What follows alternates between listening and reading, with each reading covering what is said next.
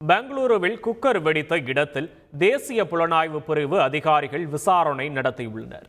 Bengaluru JP நகர் 24வது பிரதான சாலையில் Udupi உபகார் hotel அருகே குக்கர் வெடித்ததில் உத்தரப்பிரதேசத்தைச் சேர்ந்த சமீர், மோசின் என இருவர் காயமடைந்தனர்.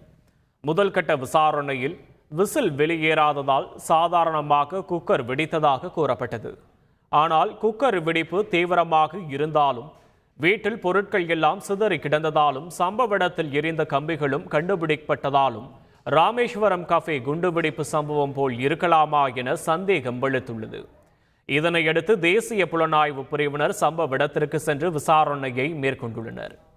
ஆனால் பெங்களூரு நகர ஆணையர் இது சாதாரண குக்கர் வெடிப்புதான் என முதற்கட்ட விசாரணையில் தெரிய வந்திருப்பதாக குறிப்பிட்டார். இருப்பினும் சுதந்திர தினம் நெருங்கி உள்ள நிலையில் இந்த சம்பவம் நடந்திருப்பதால் மிக தீவிரமாக விசாரணை நடத்தி வருவதாக